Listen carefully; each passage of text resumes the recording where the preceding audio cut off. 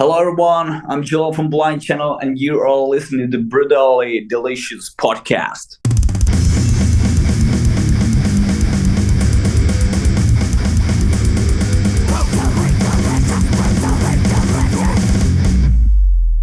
Nice to meet you, Joel. How are you doing? All great, all great. It's midnight here in Finland. We're ready for the final shows in Finland after we hit to Middle Europe and UK for the next tour. So pretty good. I was looking at what you guys are doing, and it seems like it's nonstop go for you guys right now.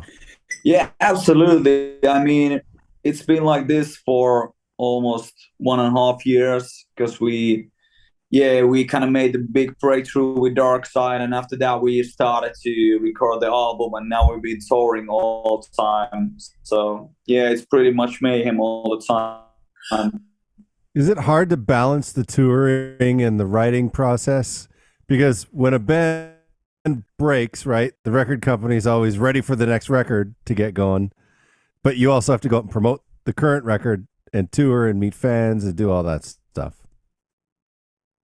I think it's super important to remember that the reason why you are touring, like playing big shows, is that because you have good music that people loves to hear and come to hear and see you playing that songs live. So I think it's super important to remember there is the good song. So you have to always remember that you gotta go in the studio, you gotta write more songs, and yeah, try to make your best out of it. So yeah, that's how we remember that we need to also go to the studio and write some more great songs. So do you guys record at a home studio? Do you go to a big studio? Is it kind of like a combination? It's kind of like combination. We have mini studios. I think we record like drums and guitars and bass guitars in a big studio where we have like engineer, and after that we go to kind of like more home studio where we do vocal production and the whole song production itself. So I think it's kind of like combination of all that. And for sure after that we send the tracks to UK where Dan Lancaster is doing the mixing process. So there's a Wow. lot of cooks in the soup if you That's can good. say it like that. That's So awesome. I imagine all this hard work pays off though, because you won 6 Finnish Grammy Awards and you're the most streamed Finnish artist in 2021, right? For Dark Side?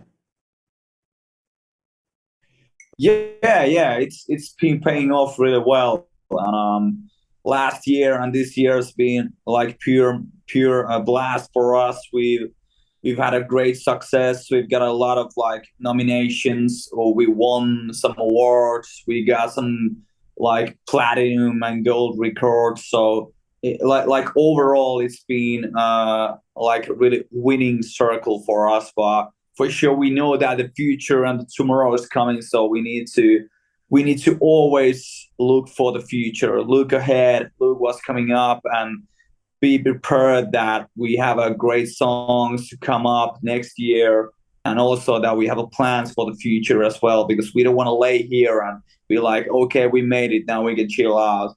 That's something you got to remind yourself that this is not over yet. You have to always come back, always be better, and always push a little harder.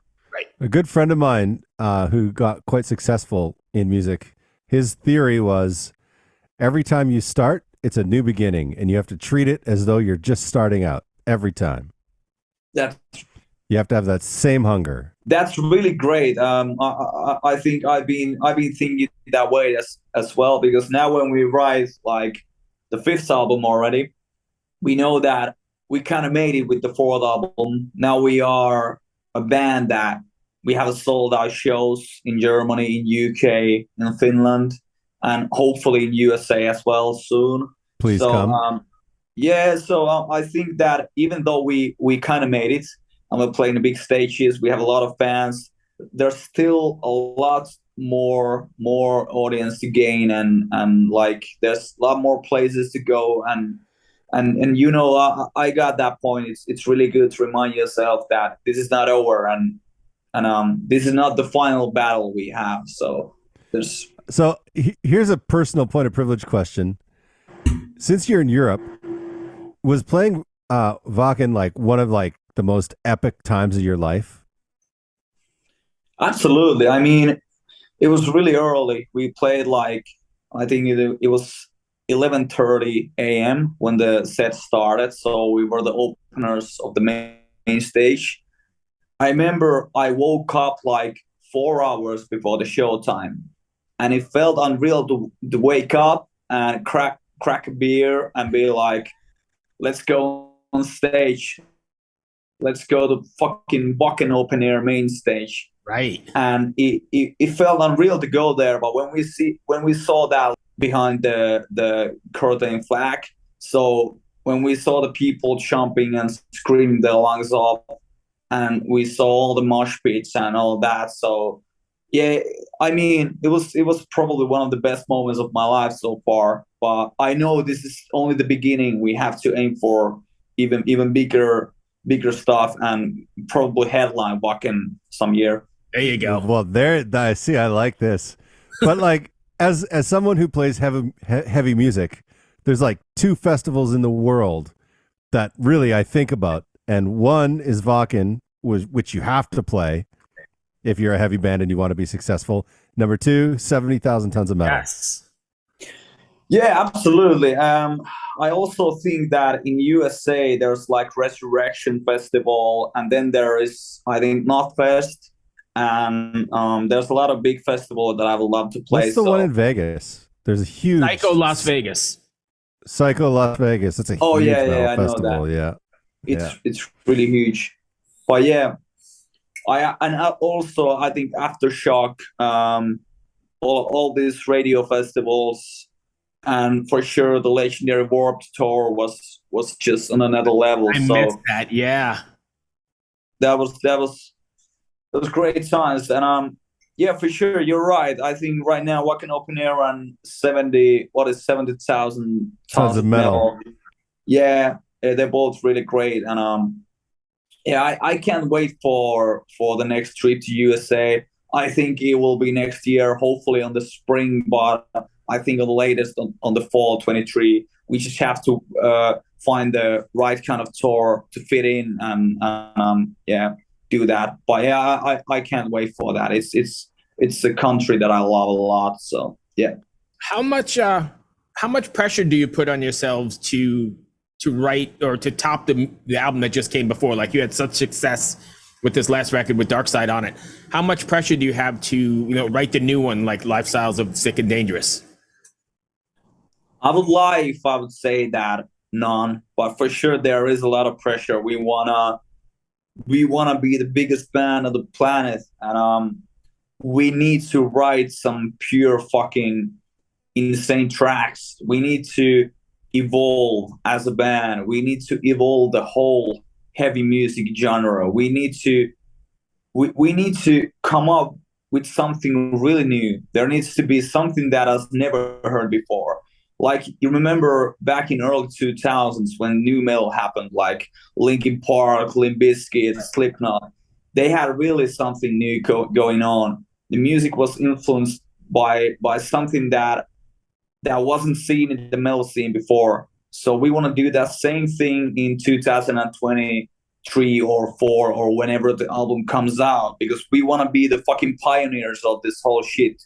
We want to be the biggest band in the planet, and I know we need to be one step forward to our competitions. So that's the only way how we can do it. So for sure there's a pressure, but we are lucky because we have a plan, a solid fucking plan where we're heading at. We have a lot of song ideas, a lot of demos. So I'm really sure that we can take a huge step forward with the next album as well. Does the pressure come mostly from yourselves or from the record company?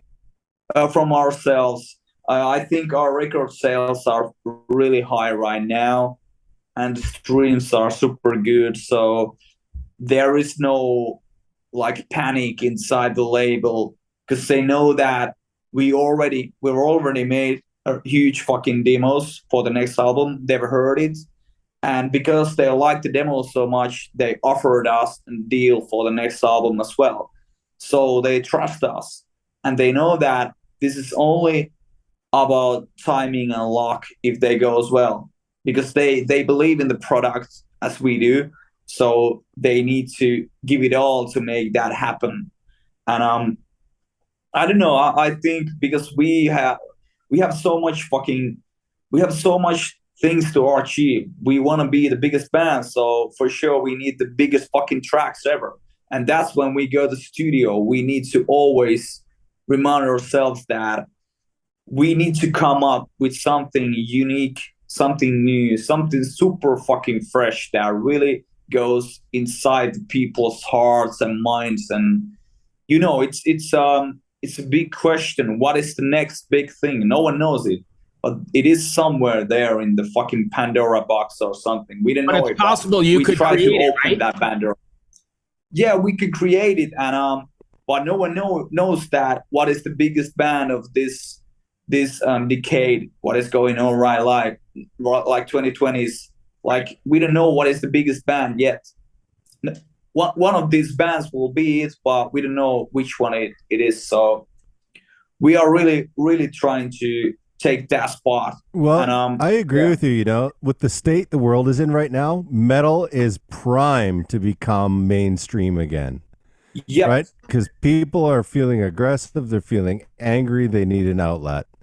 And there's no better thing than heavy Absolutely music. no. And also, I think because of the Stranger Things and Metallica stuff that is going on, that Master of Puppets went viral because of Stranger Things. It is fucking Isn't that crazy. And crazy? also, I see on TikTok, like Pierce the Whale is going viral.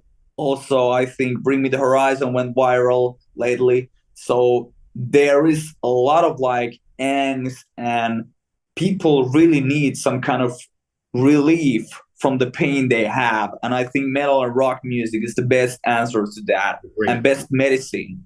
So What was that song that was it Master of Puppets that they used on Stranger Things? yeah. And that went viral like on TikTok, and after that it started to went viral on Spotify. Imagine being a kid. Like I remember the first time I heard that song and it blew my freaking mind. Right. But Same imagine here. being like 10 to 15 years old right now, 10 to 16 years old, and you hear that song for the first time and you're like, who's Metallica? You know, It's you have a crazy. whole rabbit hole to go down. And then, you know, most people will probably start with the Black Album since it's like More one of palatable. the biggest metal records of all time, done by arguably one of the best producers of all time Yeah. and recording engineers of all time. Like for instance, Bob Rock and Randy Staub, they created an entire sound for metal, and it's still used to this day. That sound is still used. Yeah. For me, the first Metallica song was Master of Puppets that I heard. I think I was 14 or 15 years old, and it really blew my mind away. I think right now the same thing is happening over and over again because Metallica is such an influential band. I think they are the first big metal band ever in the mainstream, and I totally understand that why they have the crown still, like why they are the biggest band still. It's like it's all natural, but there still needs to be the follow up for that because they're not gonna live forever. Their legacy will, but there needs to be new bands always coming up and taking the stadiums and the Oh headline yeah, slots of the festival. absolutely. So why not Blind Channel? Absolutely. Yeah, hell no, why not? I mean, we are. I'm the oldest of the band, 28. Whoa. The guys are 25 to 26, so we have a lot of time to make it happen. And yeah, there's a lot of work. I would love to be 28 again. I'm still 29, but I think it's the same thing. So I'm not 30 yet. So Yeah. Well, when I turned 40, I was like, oh man. And now I'm 46 and I'm like, oh man. Chris is old as it's fuck. not bad. Yeah, Chris is old Yeah, as but Bruce fuck. is I'm 50 sorry. what? You're 50 what? 54. What the fuck? How'd I get here? 50. Yeah, but we're still metalheads. No, of and course. we do a metal podcast. I mean, Right? you're doing great. Metal never dies. That's the thing. Hell no. It's like, Metal never dies. Only the people that listen to it, you know, as they get old do. That's yeah, it. it keeps going on forever. And I don't like care about the age that much. I think how you live, how you keep living your life, how you treat yourself. If you stay away from drugs and all that shit, you can be fucking fresh in your 40s or 50s. Like it doesn't matter how old are you if you keep living the life the way you want and you treat yourself goodly. And that's what I believe. Like there's no fucking age limits in rock and roll. No. You can Are be you 60, saying, fucking 70 something and if I read between the lines, are you saying I mean, look at Halford. yeah, absolutely. But like, look at Halford. How old is Halford? 73. I just saw him a few months ago, and he did Painkiller flawlessly, even ad-libbed. And I was just like, he's 73. The guy can barely walk. He can barely walk right now, and he's still just nailing Painkiller. Yeah. I don't even know a singer in their 20s that could nail Painkiller. I mean, no one gives a shit. You can just there's no limitations. You can just if you treat yourself right way, you you are always ready for something new, and you keep refreshing your style, and you don't get stuck in the past. You can be whatever you want. Right. Sorry, 1 second. I have to turn off my video. I agree with you. Now, there is a real big cliche out there called LSD. And I'm not talking about the drug. I'm talking about lead singer disease. Yeah. And yeah. So how do you guys kind of break that cliche and have two singers in the band without having egos get in the That's way? I think it's the humble minds we have, because we know that if we would go on stage alone with the microphone, we would be screwed, because we know that when you go on stage, like a big stage, with a friend that is like having your back in the moment when you are doing the part where you are the lead singer, it feels so fucking good to have someone that you can lean on. It feels like, imagine going on a adventure with a fucking motorcycle or hiking to mountains or something like that. Would it be nicer to go with a friend or alone? I mean, for sure you're more happy if you have a friend. Like you can share that pressure and also the happy moments with the friend. So that's how we see it, and also we see that our music can sound You see, even now we're more breaking bigger with now two we're breaking down the vocalists. prejudice Like, against singers, and I like that because I know a lot of singers, and they're just singers. They sing in a band and they love it, but everyone's like, "Oh, singers have lead singer disease. They're always so prissy. They're always so this. They're always so that." But they're not. They're just singing. You know? yeah, I mean, it's important to realize that you are not the owner of the world. Even if it's your show, you're the singer. If like, let's think like bands that has a one singer, they can probably think that this is their moment. They are the fucking stars. But it only lasts the 60 minutes, like, or 45 minutes or whatever the show is. So after that, they need to realize that they're only humans, like we all are. It doesn't matter what you do as a job. So for me, I always try to make the show feel like I want to do it all over again. So for me, it's easier to go on stage with someone else that is singing. For sure, if there could be like three singers, it would be too much, because then the attention spreads too much. But if there's two singers, there's the amount of attention you want, you can get it, but you still can kind of like rest at some points, and you can be more in the back. You can give that spotlight to someone else, and then you can be in the spotlight. So I love the kind of the dual thing. It feels pretty good, and I always loved it. Well, Since Linkin Park, I mean, they have the same So thing. this is why I asked this question. So please forgive me. I'd never heard of this band before, of your band before today. So I was like doing the research this morning, And first thing I always do is, okay, I'm going to listen to the single on the from the sheet. So I put up the single, and I'm like, is there two singers, or is this a song with an alter ego? And I was just like, I'm not really sure what's happening here. And then I went and did more research. Oh yeah, there is two singers. That's very cool. They really blend together well. They back each other up. When one's singing, the other one's goes on there, and it really fit together better than I've heard a lot of bands that have tried the two singer route before. Thank you so much. We heard that a lot, and I guess one of the things that also, because we are huge Linkin Park fans, so we always loved that how it looks when there's two singers going cross on stage and backing each other up like Mike and Chester. So I don't know. It's there's many ways that why we want to do it this way, and it's not a problem for me. I mean, I can go on like this forever. This is better than being alone.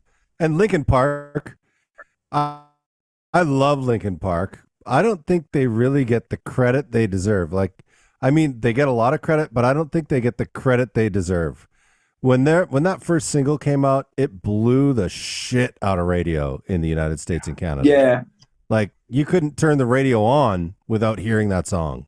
I can imagine. And that whole record, you couldn't turn the radio on. I don't even know how many singles they released. It felt like 10 for that record. Yeah. You know, like, I was like, you don't even need to buy the record because the whole record's on the radio all the time. Yeah, it's crazy. I mean, I remember I think I was in the first grade, and in the end, the video was playing on MTV Europe. We have the same kind of like we had the same MTV here. There was a little different videos, but many of the videos were American bands. So I remember I came from school. I put on the TV. There was in the end video playing. The year was 2001, I think, and it felt so fucking unreal to see that band like doing the thing on the fucking huge what is that statue or something where they play and Yeah. it's raining and it was just on another level. Even though I was on the first grade, and I still could kind of like understand all the lyrics, even though English is not my first language. I could still like understand what is going on. Like I tried so hard and got so far. I got the lyrics when I was fucking 7 years old, Yeah. and that was crazy. Yeah. It's amazing. Bruce? No, so what's Bruce, next you're for you? frozen. Oh, he's back. I'm back. I'm back. Hey, what's next for you guys? Are you guys planning on doing a tour? You taking this out on the road, or what's coming up?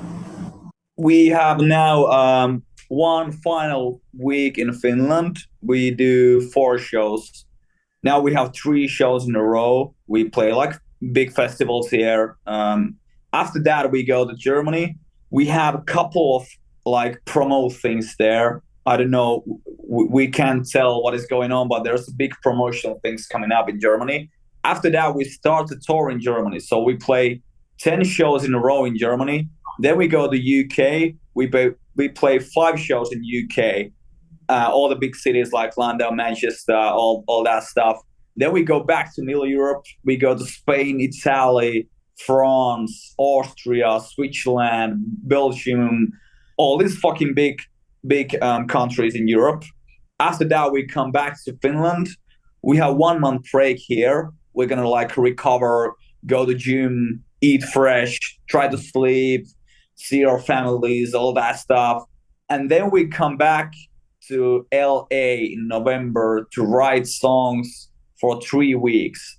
We'll be in LA for 3 weeks. We take new pictures. We do promotion. We write a lot of songs with different producers.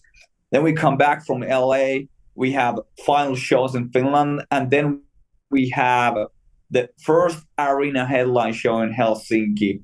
It's 7,000 people coming, and after that, I think this era called Lifestyles of the Sick and Dangerous is somehow done. But we don't know yet. But there's a lot of plans. What is coming after this year? Because we want to end the year with the bang. So we have the Helsinki Ice Hall Arena show, and after that, we want to keep it as a mystery. We don't know yet, but this is the end of the year plan for the final 4 months, and yeah, it's pretty hectic, but You guys we are love it. grinding. You're grinding for sure, but I mean, I guess the proof is in the pudding, right? The results are there, and it's quite amazing. Yeah, I have an off question. How hard is it since Brexit to tour into the UK? Touring UK. How, like, since Well, Brexit happened, now you got to get visas, and oh all that yeah. stuff. For sure, it kind of makes it harder. Like you just can't go there like before. You can just like I remember 2018, you could just take a fucking ferry and go there. But right now, you have to work on visas. You have to do some paper stuff. You have to when you go to the border, you have to meet some people and like all that stuff. But to be honest, when you come from a Nordic country like Sweden, Finland, or Norway, with the passport of these countries, you can go anywhere. Like Okay. USA, no problem. You can just walk in when they see that passport is from Sweden or Finland or Norway. They're like, this is a Nordic country. They are the best country in the world. Like all the Nordic countries, they have a lot of money. The healthcare system is super well done. People are mostly non-criminals, so everything works. And in that case, I would say that UK is pretty easy for us, but not for every band. So Yeah. for us it's easy, and also because we have a lot of ticket sales there, and we have a big medias like Kerrang and Rock Sound writing about us. So we have a proof that we need to come to the country to do our work. Yeah. Yeah. Yeah. No, the US treats Canadians the same way. Yeah. It's like, oh, you're Canadian? Come on in. Like, don't even need a visa. Come on in. Yeah. Yeah. I think there's something magical with the North. When you come from North, like Canada or Nordic country in Europe, people are somehow humble and really hardworking, and you can trust the people from North. I don't know why it is like that, but I think it's because people they're are always so super- fucking cold. yeah, you have to trust people. And sitting in You the know, dark. fucking They're like, die in there's- this cold. They're so fucking cold, they don't have time to do anything bad, so they just learn shit. They're like, Yeah. I'm so fucking cold, I'm dying, I better read a book. Yeah, Inside. that's true. That's true. That's all You I got it have, right. Chris. You got anything else, Chris? I don't. I think that was a good way to end it there. Great. Yeah. Joel, thank you for taking the time. I Cool, really man. appreciate it. No worries. It's all good. And yeah, this was good talk and everything. So yeah, hopefully see you soon in the USA. All right, take care, my friend. Cool. Keep us if you come stateside, let us know so that we can help you guys out. Absolutely. All right. Thank you well. so much. Take care, my friend. Thanks. Yeah. Cheers.